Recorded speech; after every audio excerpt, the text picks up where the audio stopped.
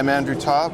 I'm with Investing Insights, and I'm here at the Cambridge House Show with Tom Drolet, who's had a long career in the power industry, including as CEO of Ontario Hydro International. Tom's a frequent speaker on topics related to nuclear power and uranium. Let's start with the Fukushima nuclear power plant failure that resulted from the earthquake and tsunami in March of 2011. So most of Japan's reactors were shut down for safety checks after the accident. Are they looking to replace the old reactors or just retrofit them? Well, of the 54 reactors, Andrew, they shut them eventually all down. There will be obviously 6 on the site itself of Daiichi that will never come back.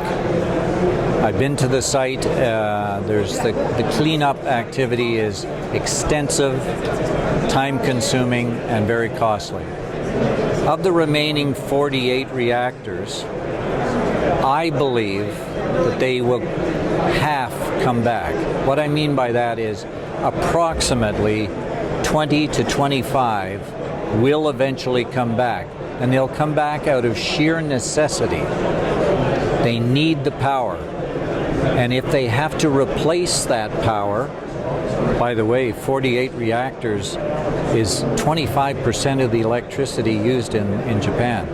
If they have to replace that with natural gas through LNG, coal-fired power plants, a little solar, a little geothermal, it's going to cost over $1 trillion. So I believe the new government will allow approximately half of them to come back, and the 4 new ones that were under construction, I believe they will be committed and come operational. But it'll be slow and methodical. As you mentioned, Japan just elected a pro-nuclear government, the Liberal Democratic Party. So can you give a sense, a time frame when you say how long before before Japan can reach its pre-Fukushima uranium consumption rate of around 10%? The Abe government has come in with several agendas. Certainly come in with the desire to devalue the yen and the desire to revisit formally the whole issue of nuclear power in the future. I believe, as I mentioned in the previous question, that they will bring back about half of those reactors. As to whether the uranium consumption will ever be to the degree it was before, no, I don't think so. Even if you believe that, say, 25 reactors do come back over the next 5 years. 5 years because some require safety modifications, physical changes. That with the 4 new reactors that are planned and being built, you'll probably get back to about a 60% level, and therefore maybe Japan in the longer term is 6% or so of the world's consumption. Now, it's common knowledge that there's going to be more need for nuclear power due to the need for more electrification, particularly in the developing world. A lot of that nuclear demand is going to come from China. But China said it's only approving plants in coastal areas. So how likely are they to change that policy and build more plants in the interior of the country? Boy, that's one of their number one tough questions to answer about what China will do. The reality is that these big 1,000 megawatt reactors, and they say they're going to build over 50 of them in the next 30 years, over 50, that they need cooling water. So your alternatives are once through cooling with seawater through the condensers, or building cooling towers. So you can go off the coast with cooling towers, but the dominant way is once through cooling with water. There's only the 2 major rivers, the Yangtze and the Yellow River. They're so used for irrigation and potable water consumption that I don't see many reactors going on the interior.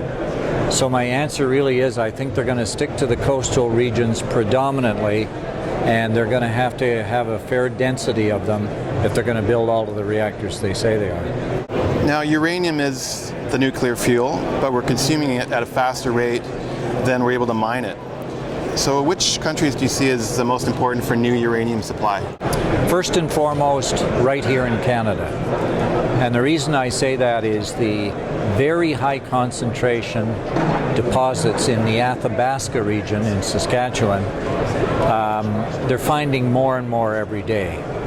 And you're going to mine, as long as it's not too deep, the highest concentrations first. So I see a big opportunity for Canada and specifically Saskatchewan.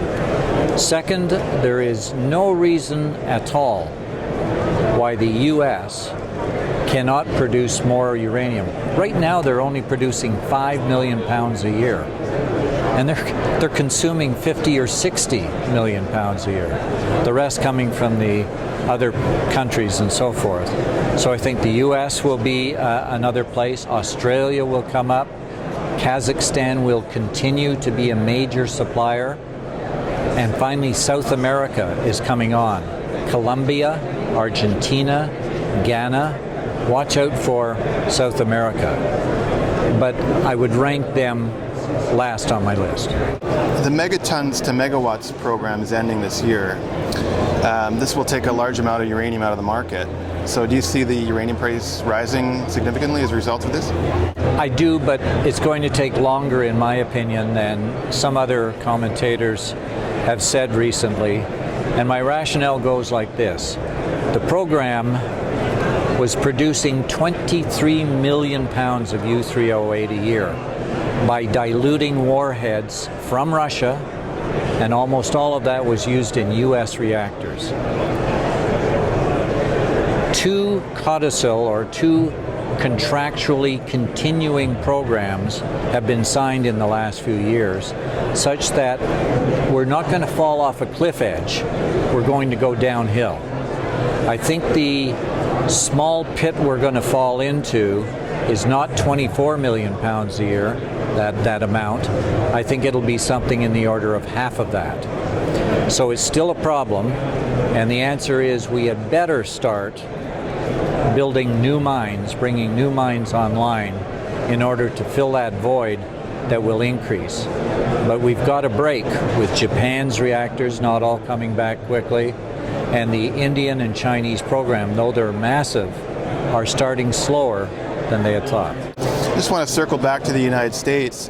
ARMZ, the Russian state uranium company, recently announced plans to take over Uranium One, the remaining share of it, which is a U.S.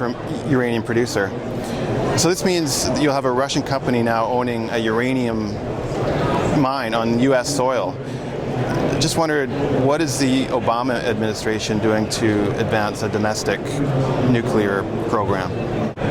Well, the Obama administration is declared, at least in State of the Union messages and some of the major political speeches made during the campaign, that they inherently support nuclear power. They support bringing it back. And their main support mechanism is financing guarantees to their new reactors that are being built in the southeast of the U.S. They have been very quiet on mining, however.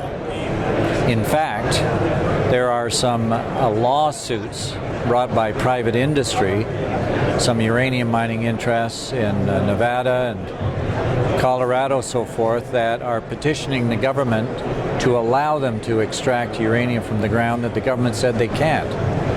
So I have to give the Obama administration a mixed report card. They're advancing financing guarantees, but they're not helping mining. Yeah, you mentioned that the United States is mining a lot less uranium than they're consuming. However, in Virginia, there's a pending decision. So if the Virginia General Assembly lifts the moratorium on uranium mining that they currently have, how long before the Coles Hill deposit can reach its permitting stage and get the go-ahead for construction? Okay, I know the principals somewhat from the Virginia area that are pushing this particular opportunity, but your question assumes that they'll get the moratorium lifted. Let's assume that, and it's lifted soon. They are so enthusiastic about getting this mining going that I think you'll see the permitting documentation filed very quickly. And by that I mean weeks to months. But then there's the hearing process that gets triggered because of that. And that's when I think you'll see a lot of fight back from the forces that don't believe that they should be mining.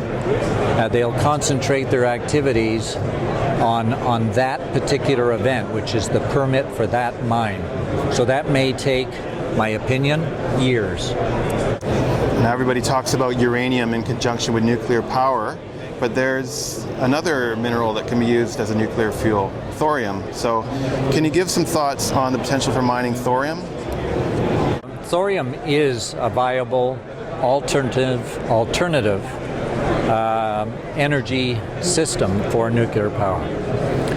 It is mined along with rare earths, so it's available now. In fact, they're actually taking the thorium they get because it's a mildly nuclear activity substance and having to store it in special containers in special places, and therefore take the rare earths separate and deal with that.